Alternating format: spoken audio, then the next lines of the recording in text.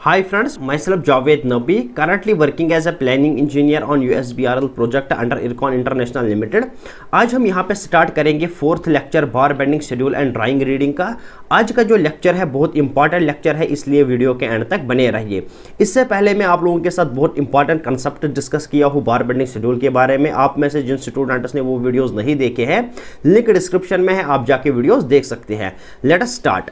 यहाँ पे मैंने एक जंक्शन लिया है बीम एंड कॉलम का। बीम के अंदर हमारा स्टील रेनफोर्समेंट कुछ इस तरीके से जा रहा था, लेकिन हमने क्या किया है, इस स्टील रेनफोर्समेंट को हमने कॉलम के अंदर तक कंटिन्यू किया है। आप यहाँ पे देख सकते हो स्टील रेनफोर्समेंट हमारा इस तरीके से आ गया।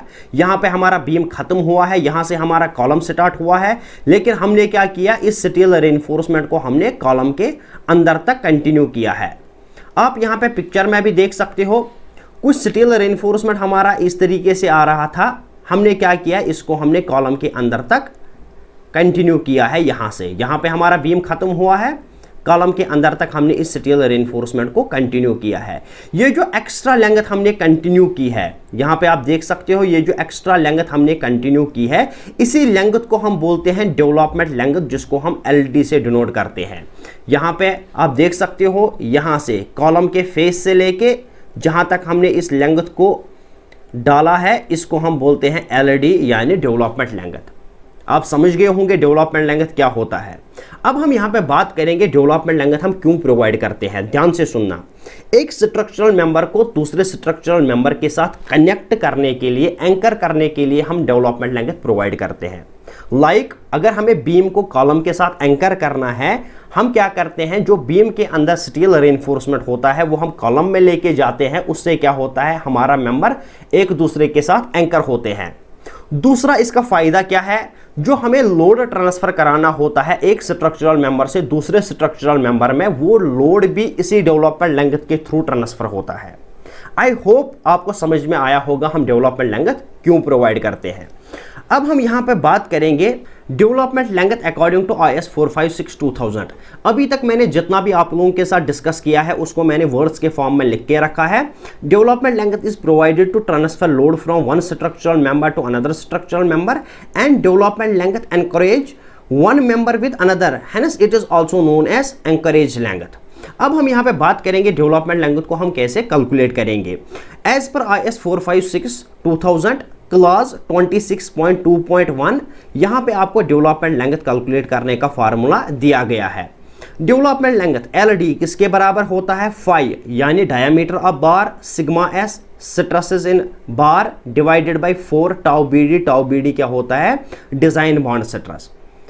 लेकिन यहाँ पे आपको ध्यान देना पड़ेगा, जो हमारा LD यानी डेवलपमेंट लेंथ होता है LD, वो किसके बराबर होता है, phi sigma S। Sigma S का जो वैल्यू है वो है 0.87 FY। 0.87 FY किसके हिसाब से, लिमिट स्टेट मेथड के हिसाब से। ध्यान से सुनना, जो हमारा LD होता है वो किसके बराबर होता है, फाई यानी diameter of bar multiplied by 0.87 FY divided by 4 tau BD। ये जो सिग्मा S है इसका वैल्यू होता है 0.87 FY as per limit state method. FY क्या होता है, FY आप डायरेक्ट याद रखोगे, ग्रेड ऑफ स्टील। FY जो हमारा होता है वो होता है स्ट्रेसेस इन स्टील, डायरेक्ट आप याद रखोगे grade of steel. For example अगर आप FE 415 यूज कर रहे हो तो यहाँ पे आप FY का वैल्यू 415 लोगे। अगर आप FE 500 यूज कर रहे हो तो FY का वैल्यू आप 500 लोगे। अब हम यहाँ पे बात करेंगे इस टाउ BD के बारे में, जो कि बहुत इंपॉर्टेंट है। इस टाउ BD का वैल्यू हम कहाँ से ले लेंगे, इसके लिए IS कोड ने क्या बोला है उस पर हम बात करते हैं। IS कोड ने टाउ BD के वैल्यू के बारे में क्या बोला है, design bond stress in limit state for plain bars in tension zone. यहाँ पे इस पॉइंट को ध्यान से पढ़ना है। क्या बोल रहा है IS कोड, अगर आप प्लेन बार्स यूज कर रहे हो और टेंशन जोन में यूज कर रहे हो तो आपको उसने टाउ BD का वैल्यू दिया है। लेकिन आपको पता है आजकल हम प्लेन बार्स यूज नहीं करते हैं, क्योंकि उनके ऊपर लग्स ना प्रेजेंट होते हैं और ना रिब्स प्रेजेंट होते हैं। वो मैं आप लोगों के साथ फर्स्ट लेक्चर में डिस्कस किया हो।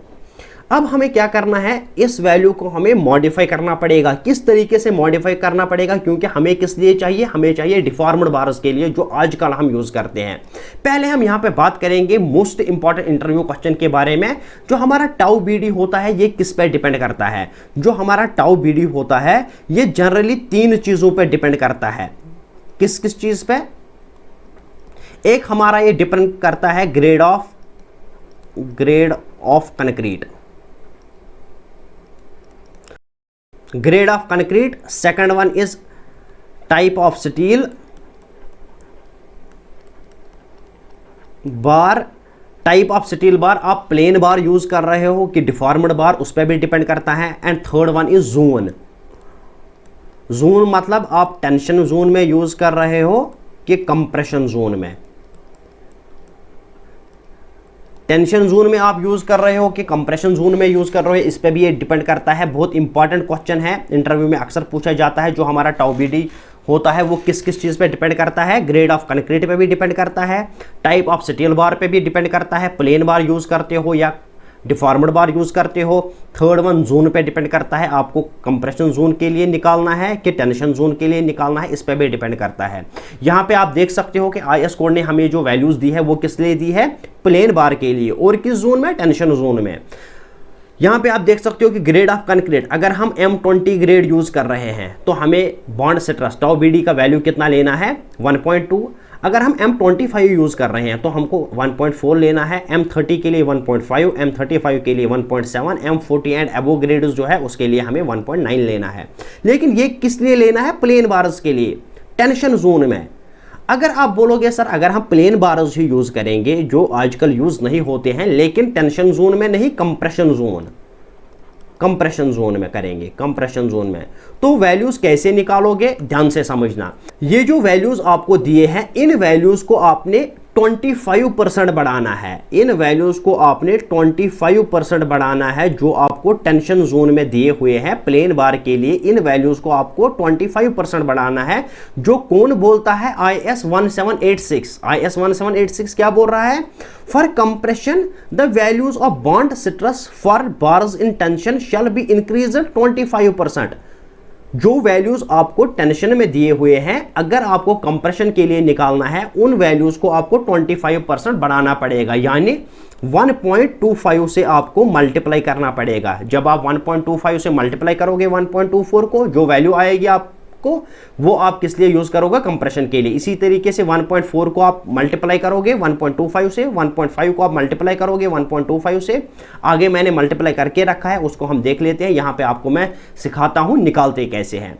ये हो गया हमारा सारा डिस्कशन किसके बारे में, प्लेन बार के बारे में, जो हम आजकल यूज नहीं करते हैं। अब हम आते हैं मोस्ट इंपॉर्टेंट डिफॉर्म्ड बार्स पे। अगर हम यूज कर रहे हैं डिफॉर्म्ड बार्स मोस्ट इंपॉर्टेंट है, ध्यान से समझना। ग्रेड ऑफ कंक्रीट हमारा सेम रहेगा, M20, M25, M30, M35, M40 and above. ये जो वैल्यूज दी गई है आपको मैंने बोला है प्लेन बार के लिए दिए हैं, लेकिन टेंशन जोन में। अगर आपको अब निकालना है डिफॉर्म्ड बार्स के लिए टेंशन जोन में, तो कैसे निकालेंगे इन वैल्यूज को। ये जो वैल्यूज है यहां पे, इनको हमें कितना बढ़ाना पड़ेगा, 60% बढ़ाना पड़ेगा। 60% आपको इन वैल्यूज को बढ़ाना है। ये कौन कहता है, IS 1786 हमें कहता है, for deformed bars conforming to IS 1786 these values shall be increased by 60%। यानी आपको 60% इन वैल्यूज को बढ़ाना पड़ेगा। कैसे बढ़ाओगे, 1.6 से आप मल्टीप्लाई करोगे डायरेक्ट, 1.2 को 1.6 से मल्टीप्लाई करोगे, 1.4 को 1.6 से मल्टीप्लाई करोगे, 1.5 को 1.6 से मल्टीप्लाई करोगे, एंड सो ऑन। जो वैल्यूज आपको आएगी वो आप यूज करोगे किसके लिए, डिफॉर्म्ड बार्स टेंशन जोन में। अब आपको अगर डिफॉर्म्ड बार्स यूज करने हैं, लेकिन जोन इस बार चेंज होगा। जोन आपका कंप्रेशन जोन है, कंप्रेशन जोन। तो कैसे वैल्यूज निकालोगे, जो आपको वैल्यूज टेंशन जोन में आया है उसका 25% आपको बढ़ाना है। यहां पे मेंशन किया हुआ है, जो भी आपको टेंशन में वैल्यू आता है उसका 25 आपको बढ़ाना है। वो किस लिए आएगा, वो आएगा आपको कंप्रेशन के लिए। आपने पहले क्या किया है, डिफॉर्मेड बार यूज किया है, वैल्यू आपको टाउ बी डी का कैलकुलेट करना है। आपने क्या किया है, जो टाउ बी डी का वैल्यू IS 456-2000 में दिया हुआ है उन वैल्यूज को आपने 60% बढ़ा दिया है, 1.6 से आपने मल्टीप्लाई कर दिया है, जो वैल्यू आपके पास आ गया है वो आपने यूज किया है टेंशन के लिए। लेकिन अगर हम कंप्रेशन में यूज करेंगे, जो हमारे पास टेंशन में वैल्यूज आए हैं उनको हम 25% बढ़ा देंगे, यानी 1.25 से हम मल्टीप्लाई करेंगे। वो किसके लिए आएगा हमारे पास, कंप्रेशन जोन के लिए। कौन से बार्स के लिए, डिफॉर्मेड बार्स के लिए। आप यहां पे देख सकते हो मैंने इन वैल्यूज को कैलकुलेट करके रखा है, आप इनको याद रख सकते हो आराम से। यहां पे आप देख सकते हो value of tau B D for plain bars in tension zone, जो हमें IS कोड पे गिवन है वो मैंने यहां पे लिख के रखा है। Grade of concrete is M20, M25, M30, M35, M40 and above. जो टाउ बी डी का वैल्यू है 1.2, 1.4, 1.5, 1.7, 1.9 दिया हुआ है IS कोड पे। लेकिन अगर आप किसके लिए यूज करोगे, प्लेन बार इन कंप्रेशन में, तो आपको क्या करना पड़ेगा, इन वैल्यूज का आपको 25% बढ़ाना पड़ेगा। इन वैल्यूज को आपका 25% बढ़ाना पड़ेगा, यानी इन वैल्यूज को आप जब 1.25 से मल्टीप्लाई करोगे आपके पास ये वैल्यूज आएंगे। लेकिन अगर हमें डिफॉर्मेड बार्स के लिए निकालना है टेंशन जोन में, हमें क्या करना है, इन वैल्यूज का 60% बढ़ाना है, 60% बढ़ाना है, यानी 1.6 से हमें मल्टीप्लाई करना है इन वैल्यूज को, हमारे पास ये वैल्यूज आ जाएंगे। अगर आपको वैल्यूज निकालने हैं टाउ बी डी के लिए, लेकिन कौन से जोन के लिए, कंप्रेशन जोन के लिए, तो आपको क्या करना पड़ेगा, इन वैल्यूज का, ये जो वैल्यूज है इन वैल्यूज का आपको कितना बढ़ाना है, 25%, यानी इन वैल्यूज को आपने मल्टीप्लाई करना है 1.25 से, तो आपके पास ये वैल्यूज आएंगे। अब हम यहां पे देखेंगे एक एग्जांपल कि हम कैसे कैलकुलेट करेंगे LD का वैल्यू। एक जनरल एग्जांपल ले लेते हैं। फॉर एग्जांपल हम M20 grade of concrete use कर रहे हैं। जो हमारा ग्रेड ऑफ स्टील है वो है 415। जो हमारा डायमीटर ऑफ बार है वो है 12 mm। हमें डेवलपमेंट लेंथ निकालना है किस जोन के लिए, टेंशन जोन के लिए। अभी अभी हमने पढ़ा है डेवलपमेंट लेंथ किसके बराबर होता है, 0.87 FY5 divided by 4 tau B D. यहाँ पे हम वैल्यूज पुट करेंगे। 0.87 FY का वैल्यू क्या है, 415 यहाँ पे मैंने लिखा है, मल्टीप्लाइड बाई 5 क्या है, 12 divided by 4 multiplied by tau B D. अब टाउ बी डी की बात आती है, किस जोन में हम यूज कर रहे हैं, टेंशन जोन में। कौन सा ग्रेड ऑफ कंक्रीट के लिए, M20 ग्रेड ऑफ कंक्रीट। पहले हम प्लेन बार के लिए देखेंगे वैल्यू क्या है। प्लेन बार के लिए हमारा M20 का वैल्यू क्या है, 1.2। हम क्या करेंगे, 1.2 ले लेंगे। यहां पे मैंने लिया है 1.2, लेकिन ये जो 1.2 है ये है प्लेन बार के लिए टेंशन जोन में। अब हम यहाँ पे डिफॉर्मेड बार यूज कर रहे हैं, इसलिए हमें क्या करना पड़ेगा, 1.2 का 60% बढ़ाना पड़ेगा, तो यहाँ पे हमें मल्टीप्लाई करना पड़ेगा 1.6 से, यानी 1.2 का मैंने यहाँ पे 60% बढ़ा दिया है। अब हम इस वैल्यू को कैलकुलेट करते हैं। जब आप इसको कैलकुलेट करोगे ये वैल्यू आएगा आपके पास 564। आई होप टेंशन जोन के लिए, डिफॉर्मेड बार के लिए आपको कैलकुलेट करना आया होगा। अब हम यहाँ पे सेकंड एग्जांपल ले लेते हैं। किसके लिए हम यहाँ पे बात करेंगे, अब कंप्रेशन के लिए। कंप्रेशन के लिए हम कैलकुलेट करेंगे, ऊपर के वैल्यूज हम सेम रखेंगे, खाली हम जोन चेंज करेंगे कंप्रेशन में। तो LD किसके बराबर आएगा आपका, 0.87 FY5 divided by 4 tau B D, 4 tau B D. तो यहाँ पे हम वैल्यूज पुट करेंगे। 0.87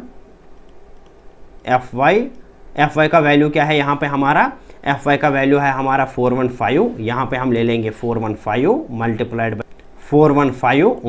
बाई 5 है 12 divided by 4 tau B D. अब हमें टाउ बी डी का वैल्यू निकालना है किस जोन के लिए, कंप्रेशन जोन के लिए।